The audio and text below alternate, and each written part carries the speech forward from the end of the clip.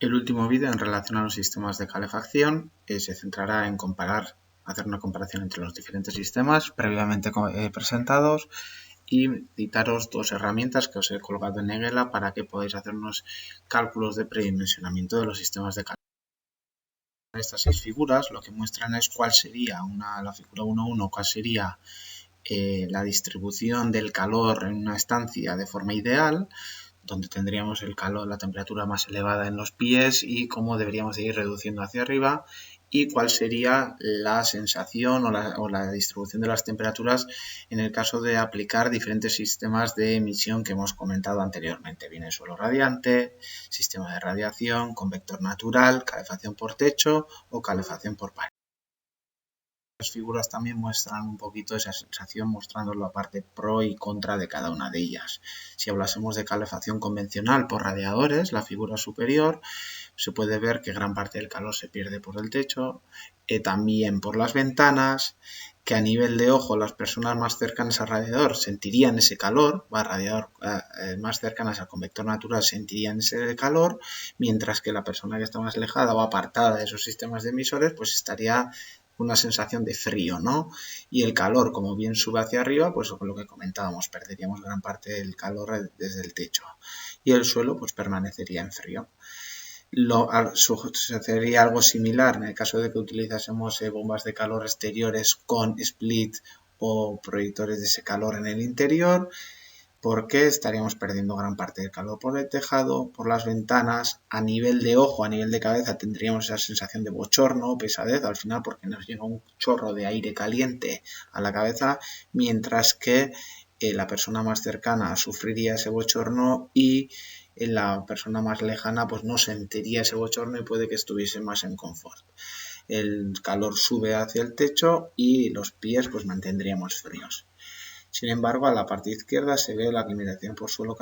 radiante, en este caso calefacción. Tendríamos los pies a unos 21 grados, la cabeza a una temperatura inferior, pero confortable, y parte del calor pues perderíamos por el techo, pero por lo menos buscaríamos ese equilibrio entre pies calientes y cabeza más fría. Vale, otro de los parámetros a la hora de comparar es la parte económica. Y aquí vamos a diferenciar dos tipos de aspectos económicos. Bien, por una parte, cuánto nos va a costar consumir cada tipo de sistema, y esto depende sobre todo de qué tipo de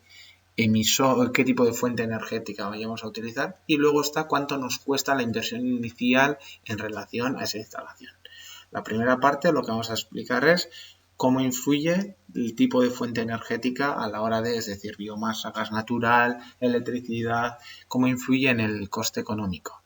Antes de avanzar, es importante destacar que en esta presentación solo tendremos en cuenta el precio, es decir, el coste del kilovatio hora de lo que hemos consumido, y no costes como el mantenimiento término fijo, que suele ser el segundo apartado de las facturas. Como ejemplo, ¿no? Tendríamos el edificio A y B. El A, por ejemplo, es un edificio muy mal aislado, tendría una demanda enorme de calefacción, por ejemplo. Por lo tanto, en su factura, pues posiblemente los términos fijos de lo que son impuestos, alquiler de contador, impuestos fijos, pues solo sería el 10%.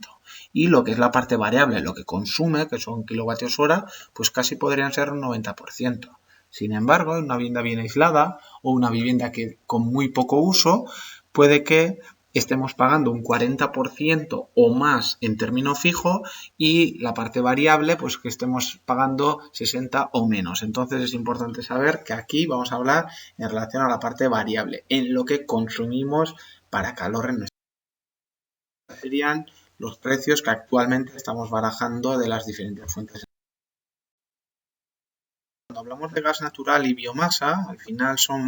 el coste es algo similar. Sin embargo, tenemos que tener en cuenta de que el gas natural, si llega a nuestras ciudades, ya tiene una red de gas natural, no hay ningún problema de desabastecimiento, ni carga, ni combustible. Eso es algo muy cómodo, por lo que de forma contraria, en la biomasa sí que necesitamos un suministro periódico, un volumen de almacenamiento bastante grande, sobre todo en edificios terciarios, lo cual hay que considerarlo bien en la arquitectura también. Y en relación al precio, pues al final este precio es bastante variable, sobre todo para el gas y los pellets. El gas está bastante claro que seguirá subiendo por lo menos con la tendencia de los últimos años, pero todo depende de políticas estratégicas de cada país, y el biomasa pues es algo más impredecible. El gasóleo, al final, el precio del gasóleo es algo superior al gas natural y a la biomasa, y tiene problema de almacenar, de suministrar, pero al final suele ser una estrategia pues útil en edificios aislados donde no haya ningún sistema de canalización o que la biomasa no sea la estrategia adecuada por falta de fuente energética. Pero también hay que considerar que el gasóleo, el precio está subiendo. Entonces, una pequeña conclusión en relación al coste económico de esta fuente energética, al final los más baratos tendríamos biomasa, gas natural y aerotermia, pero teniendo claro que el gas natural seguirá subiendo el precio, que biomasa necesitamos espacio de almacenamiento y suministro, y eso hay que considerar en la arquitectura, y que las bombas de calor de aerotermia que están directamente ligadas a su rendimiento. Con esos rendimientos teóricos de 300%, pues sí que sale una estrategia rentable. En el caso de que reduzcamos el rendimiento, cuando las temperaturas exteriores sean más extremas, pues ya no sale ya esa rentabilidad se reduce y pues ya no son los sistemas más económicos, no serían los sistemas más económicos en comparación con otras fuentes. Respecto a la inversión inicial, casi imposible llegar a tener un dato de cuánto cuesta por cada metro cuadrado, ya que depende de la demanda, depende del tipo de sistema, resulta muy difícil. Pero también está claro que normalmente cuando hacemos una inversión elevada en la instalación, quiere decir que tenemos unos sistemas de control, de regulación, que los emisores son los mejores, tal, o los mejores posibles, por lo que se entiende que mensualmente luego vamos a gastar menos energía o que esa energía va a ser más barata. Entonces, normalmente la lógica suele ser que a mayor precio de instalación de inversión inicial, pues menor será el consumo, ¿no? Y de forma general, con una escala de precios de lo más caro a más barato, pues tendríamos de la geotermia, que es la más cara, siempre y cuando no integremos en el proceso de construcción, como era integrando en los propios pilotes, pues hasta los convectores naturales eléctricos, que sería lo más barato. Y aquí pues hay unos ejemplos de diferentes precios para viviendas de unos 180, 80 metros cuadrados, pues cuánto costaría, para haceros una idea de qué significa hacer una inversión en relación a estos. Está pues en un sistema más multicriterio, una rúbrica de 3 niveles, bajo, medio o muy alto, bueno, 4 niveles, perdón, para ver pues cómo cada uno de los diferentes fuentes energéticas influye en la inversión, en el consumo, mantenimiento, para hacer una priorización más multicriterio.